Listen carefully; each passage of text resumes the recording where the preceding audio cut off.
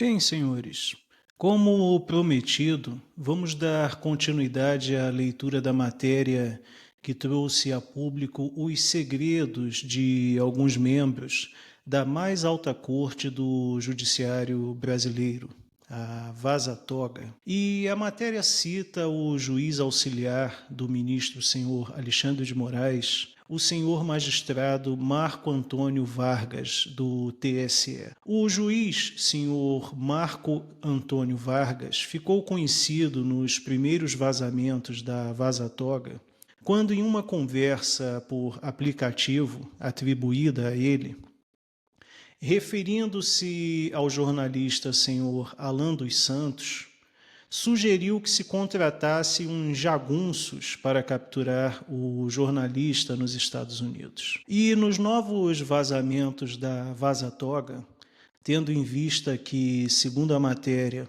as ações do ministro senhor Alexandre de Moraes ocorriam através das ações de uma rede paralela de informações e vigilância, montada indevidamente no TSE, o magistrado senhor Marco Antônio instrui seu interlocutor a não deixar transparecer que a mensagem seria oriunda do TSE. Senhores, eu pesquisei e não achei nenhuma matéria que mostrasse alguma punição aplicada pelo Estado brasileiro contra o magistrado senhor Marco Antônio.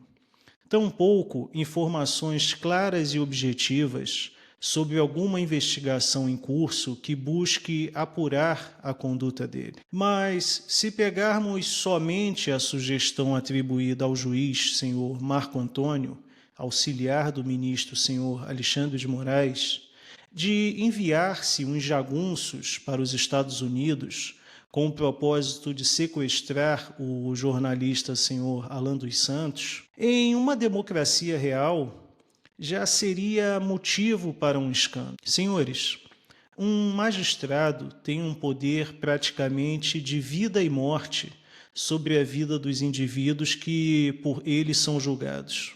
Se exercida segundo os princípios do direito administrativo, descritos no artigo 37 da Constituição Federal, a magistratura limita e muito as liberdades individuais de um juiz, exigindo dele um decoro digno de um sacerdote. Porém, aqui aplica-se uma coisa que sempre falo aqui neste canal. O fato de um indivíduo ser aprovado em concurso público não o torna mais ou menos virtuoso que o restante da população.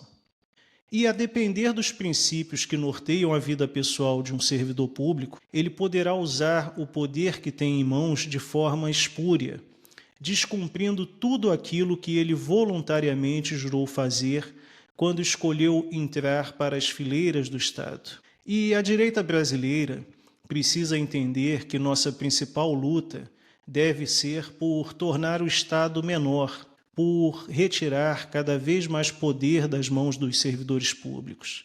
Afinal, é uma crença comum entre muitos servidores públicos que os indivíduos são naturalmente maus. Então é muito perigoso escolher-se um número limitado de indivíduos e dar-lhes um poder quase absoluto, que no caso seriam os servidores públicos. Some-se a isto que até hoje eu não entendo a punição que se aplica a magistrados, a tal aposentadoria compulsória, prevista na Lei Complementar número 35, a chamada Lei Orgânica da Magistratura. Senhores, caso um juiz cometa um ato ilegal, ele é punido com aposentadoria compulsória, ou seja, o direito legal de ficar em casa pelo resto da vida sem fazer nada e recebendo seus salários em dia. Caso algum dos senhores, entendedores do direito, possa me explicar, eu gostaria de saber qual é o benefício para a sociedade, para os pagadores de impostos, continuar pagando os salários de forma vitalícia para um juiz que agiu às margens da lei. Outra figura que aparece na matéria da Vaza Toga é o juiz senhor Ayrton Vieira, que também assessorava o ministro senhor Alexandre de Moraes, só que no STF. Na primeira parte da Vaza Toga, ele é o interlocutor do senhor Eduardo Tagliaferro, que já foi mencionado no primeiro vídeo deste canal sobre a Vaza Toga.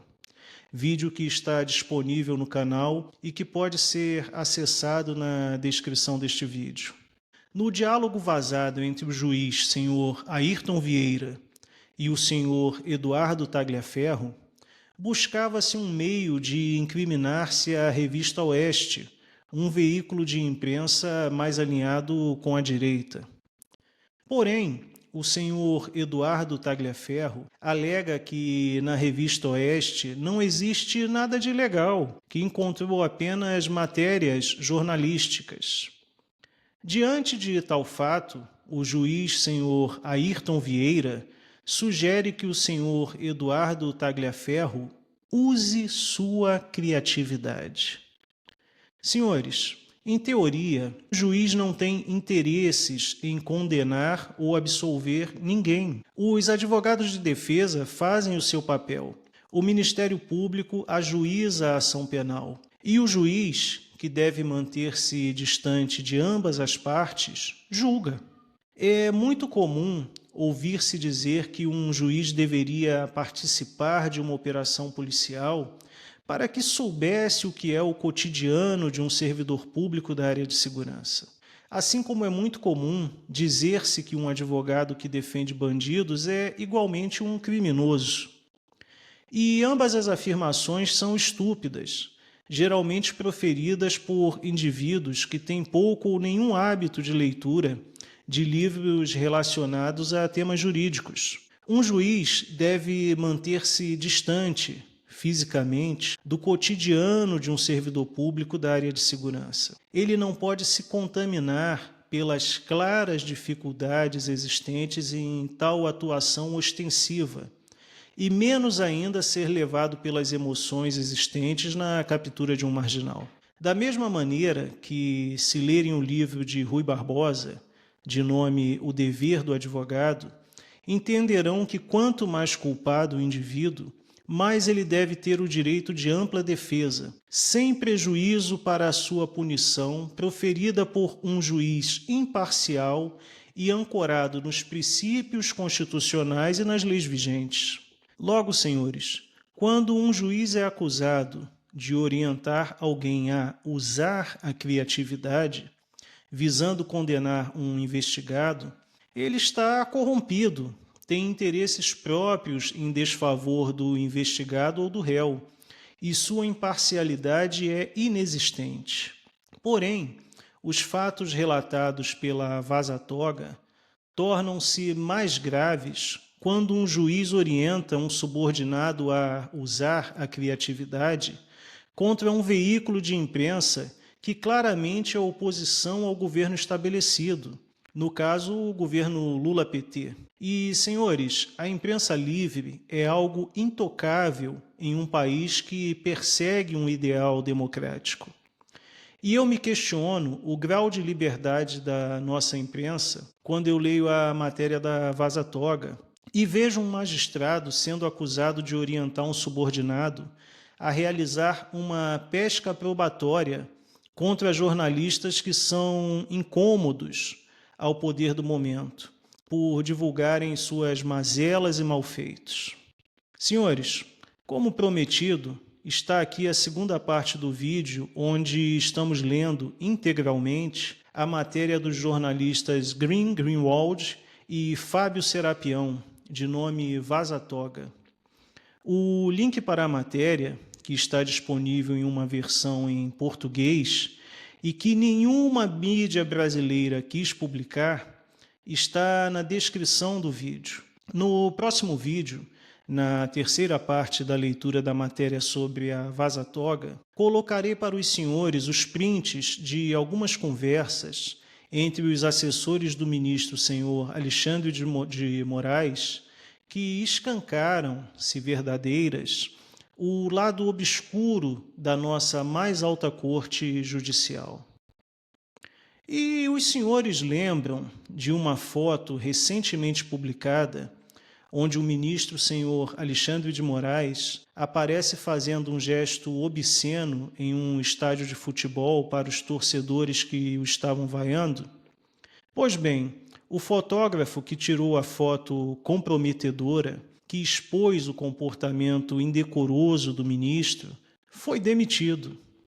O fotógrafo senhor Alex Silva, de 63 anos, que trabalhava há 23 anos na mídia O Estado de São Paulo, foi demitido justa e misteriosamente após ter fotografado e divulgado a foto onde o ministro senhor Alexandre de Moraes aparece fazendo um gesto obsceno para o público que o vaiava. Segundo o senhor Alex Silva, o motivo de sua demissão teria sido pressão política. Resta saber como e por quem se deu tal pressão. Bem, são coisas de uma democracia relativa. E eu agradeço a todos que assistiram a este vídeo e desejo que tenham um excelente final de semana. Um grande abraço para todos, fiquem com Deus.